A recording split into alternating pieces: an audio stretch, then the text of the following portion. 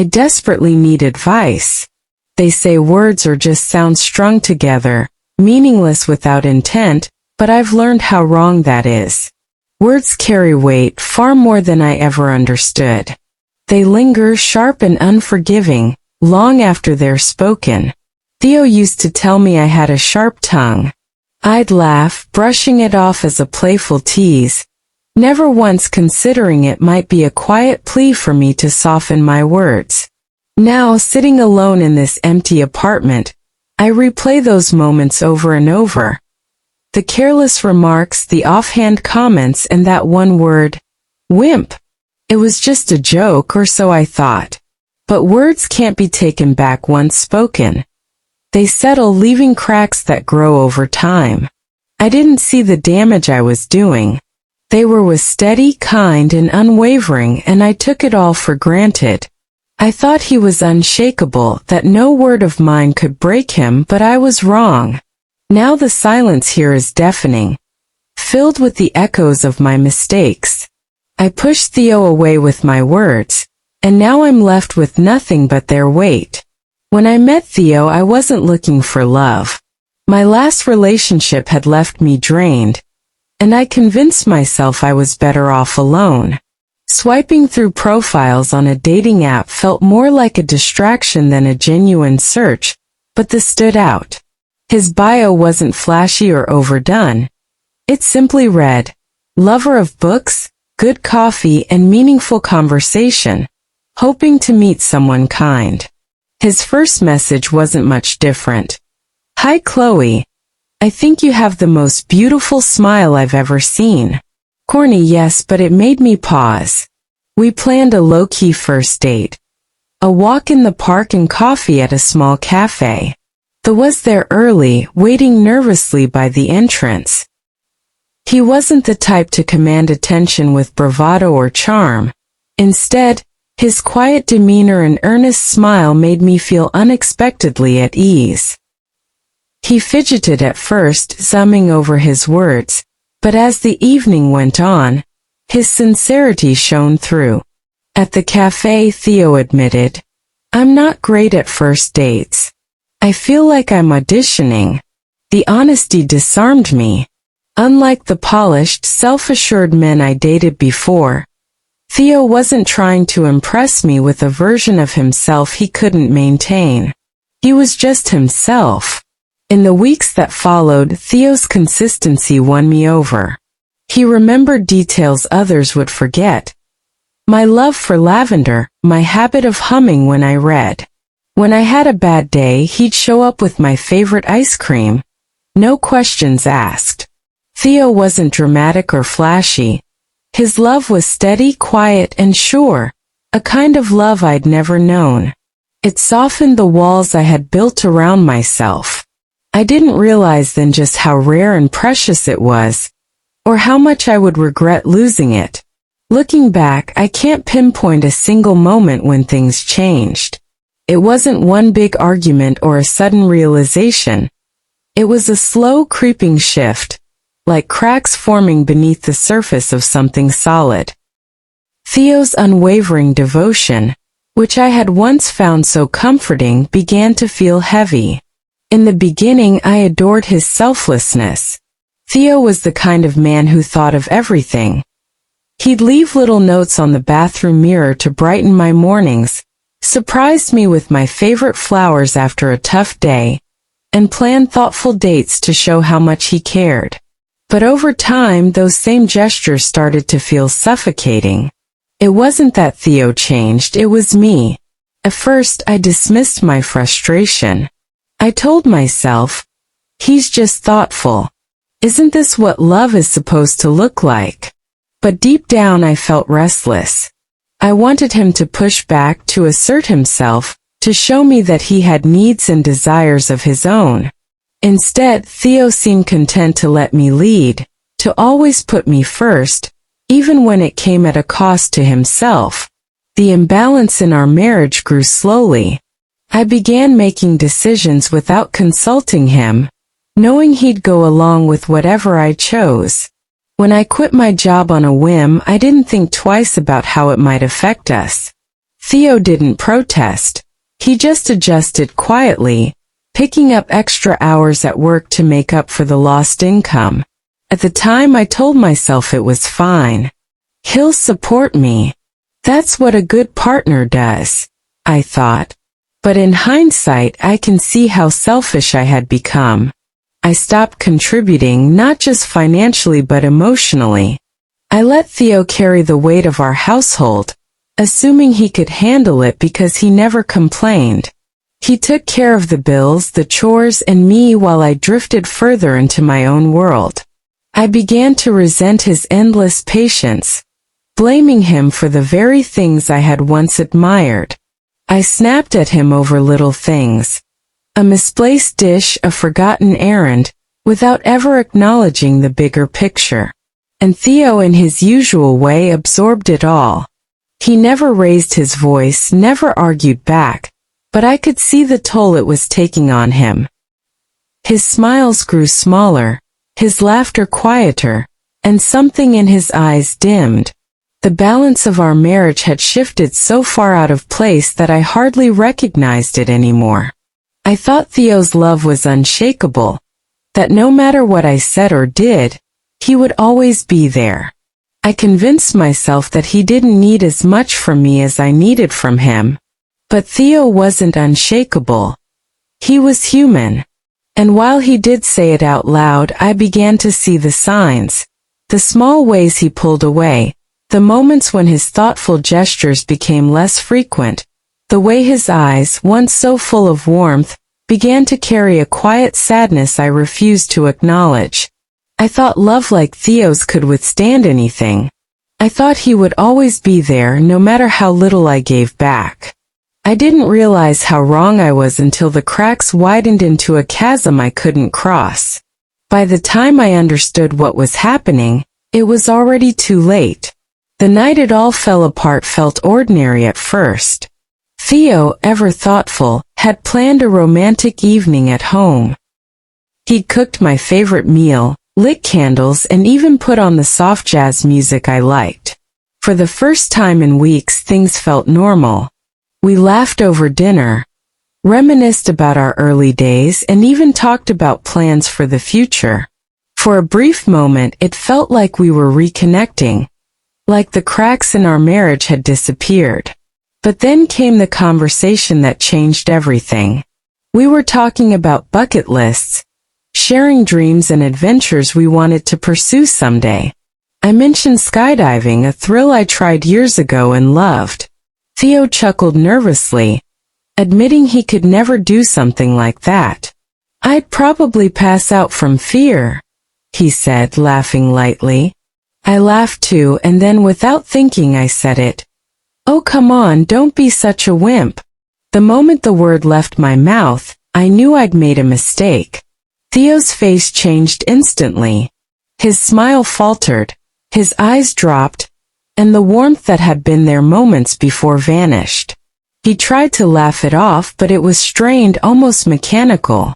The room, once filled with light conversation, now felt heavy and uncomfortable. I brushed it off, telling myself it was just a joke, nothing serious. But deep down I knew something had shifted. For the rest of the evening he was quiet, answering my questions with short, polite responses but never meeting my gaze. When I went to bed, I thought it would blow over by morning. I had no idea that one careless word would mark the beginning of the end. In the days that followed, Theo withdrew in ways I hadn't seen before. The little gestures I had taken for granted, the love notes, the surprise coffees, the thoughtful text, stopped altogether. He no longer made an effort to engage me in conversation or plan our evenings. At first, I told myself he was just busy or tired, but the truth was harder to face. I had hurt him deeply, and he wasn't sure how to recover. When I finally confronted him, he let it all out. "You called me a wimp," he said, his voice trembling with a mixture of hurt and frustration. "Do you know what that felt like? I've spent this entire marriage trying to make you happy, trying to be the man you deserve. And with one word you made me feel small. Like I wasn't enough. Like I wasn't a man. I stood there stunned.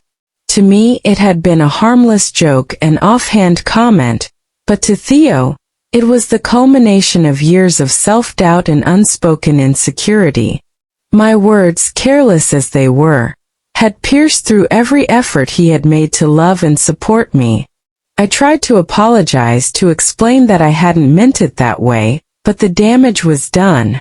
Theo didn't yell or lash out. He wasn't the type. Instead, his silence spoke louder than any argument could.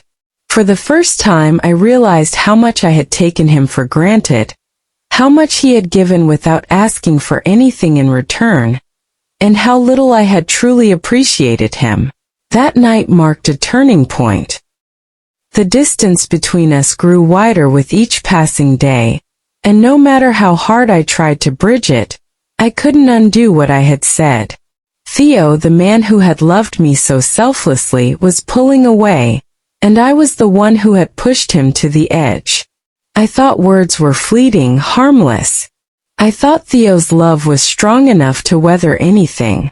But I learned that night how wrong I was. Some words cut too deep to heal. And sometimes even the strongest love isn't enough to fix what's broken. If things were tense after I called him a wimp, they became unbearable after he discovered the secret I had buried for years. A secret I thought would never come to light. It wasn't just one mistake. It was the mistake, the kind that changes everything. It happened long before we were married, back when Theo and I were still dating. We had been together for less than a year, and I wasn't sure if he was the one. I didn't see him then the way I do now, as the man who would love me unconditionally. Back then I saw him as safe but maybe too safe, steady but maybe too steady. And in a moment of weakness, I let myself be drawn into something I knew was wrong. It wasn't a long affair. It wasn't even meaningful. It was a fleeting connection with someone who gave me the thrill Theo didn't. I ended it almost as soon as it began, burying it deep in my mind and telling myself it didn't matter. After all, it hadn't affected my feelings for Theo, also I convinced myself. But secrets have a way of surfacing, no matter how hard you try to keep them hidden. I don't know how Theo found out. Maybe it was a stray message I had overlooked, or maybe someone who knew had decided to tell him. All I know is that one night, his silence, already heavy from the strain in our marriage, was broken by words I never expected to hear. "Did you cheat on me?" he asked, his voice quiet but sharp, like a knife cutting through the air. The room froze. I froze. My instinct was to deny it, to say anything to make the question go away, but the look in his eyes stopped me. Theo wasn't angry, not yet. He was hurt, raw and exposed in a way I had never seen before. "Yes," I said finally, barely above a whisper. "It was before we were married." "It didn't mean anything, Theo, I swear it didn't." I'll never forget the way his face changed. The pain in his eyes turned to something colder, harder, something I couldn't reach. "If it didn't mean anything," he said, his voice trembling, "why didn't you tell me? Why did you let me believe?" He cut himself off, shaking his head as if trying to clear the thought. I tried to explain, to beg for forgiveness, but my words only made things worse. "It was a mistake," I said. "I wasn't sure about us back then, but I am now. I love you, Theo. I've always loved you. Don't," he snapped, the first time I had ever heard him raise his voice. "Don't stand there and tell me you love me when you've been lying to me this whole time. You didn't even give me the choice to decide if I could live with this." The conversation spiraled from there. Every apology I offered seemed to deepen the wound. Every explanation only fueled his hurt. By the end of the night, Theo was silent again, but it was a different kind of silence. It wasn't the silence of a man trying to hold himself together. It was the silence of someone who had given up. A week later he asked me to leave. If I had known, he said, his voice hollow, I never would have married you. Those words broke me. I wanted to stay to fight for our marriage, but Theo didn't want to fight anymore. He didn't yell, didn't demand revenge. He simply retreated into himself, shutting me out completely. I packed my bags and left, feeling the weight of every mistake I had made crashing down on me. I had underestimated how deeply my choices, my lies, and my words could hurt the man who had loved me so selflessly.